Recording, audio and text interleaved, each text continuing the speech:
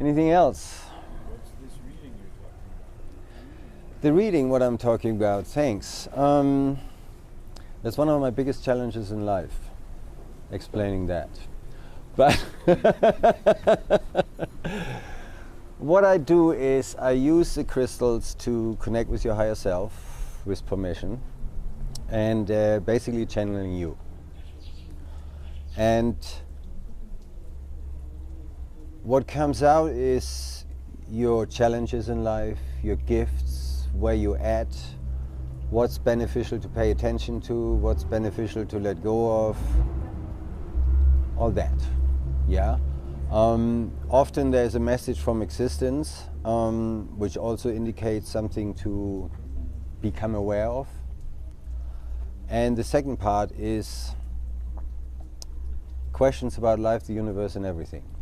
Mind you, there's not well, it's not quite true. Sometimes there are yes and no answers, but in generally it's more like if I have a choice, I look at the outlooks or the energetics of each choice, and then you make a choice. Because you know, if I go there, then I have to learn this. If I go there, I have to learn that. If I go there, this might happen. So you go like, okay, I take this one.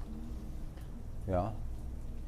So it gives you more ability to choose, basically. Does it answer your question? More or less, but I'm curious now.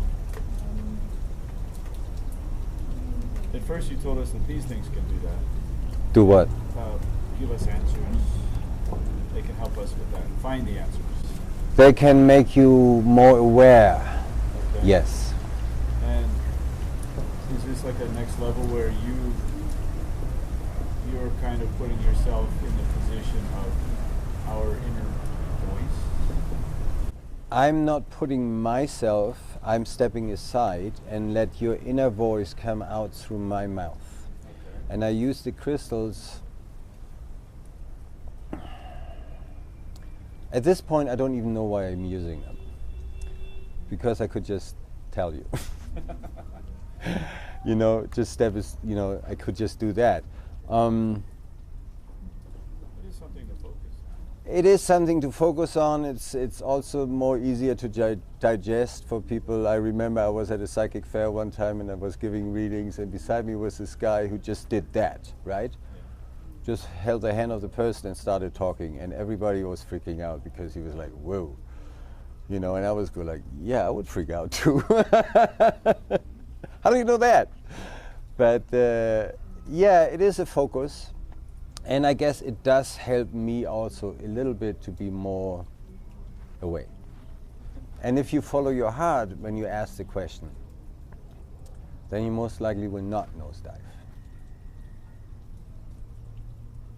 I mean, it's really like one of the truths really that the heart is never wrong. It's just a question of like, what did you say? How can I listen to you, right? Because I'm so in my mind and so accustomed to just listen to my mind. As far as the feedback goes, it's always accurate. Yeah? And I'm not foretelling the future. That's not happening. It doesn't work. Because the moment you get up, you change. And the future changes. It doesn't work. It only works actually really with people who are in a box who don't move 1 inch off their chair. Then you can tell the future, because you're absolutely sure they're still sitting in the chair in 10 years. No judgment there, but you know what I'm saying. For people who are not sitting just in the chair, it doesn't work. While you were talking, the answer I was looking for came to me. So, Because we all do know. yeah. Except in times, it's way more easy to hear the same thing from the outside. So it's like, how does he know? So it might be true. I'm not imagining things.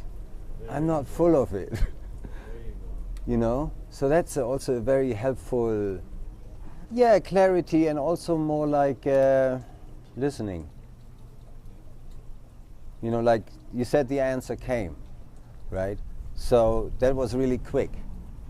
Just came, right? It wasn't a process. Well, it's something I've been trying to find the answer to for 15 years. Right, but then the answer just goes boom. And that's the heart as well. The mind is a tad slower. Just a tad, mind you, but yeah, the heart is the first. No, but you can come to peace with your mind. You can be relaxed about your mind. You can have a different relationship to your mind. And there are two different levels.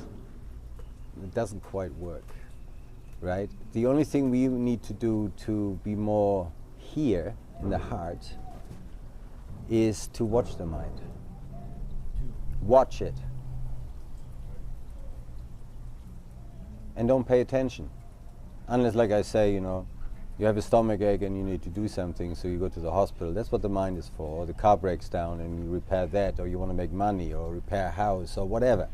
First class. The heart has to say where you want to live. But then you can employ your mind and say, okay, dude, I know you don't like this place. You know, there's many reasons why you don't want to live, right? But it feels good to me, so let's do it. How? You employ the mind. You don't fight it. And then the mind goes, okay, let's figure that out. And there's no more fight. Simple. And also when the chitter-chatter is there, the only way to stop it really is not to pay attention in a certain way, meaning not to latch on to it.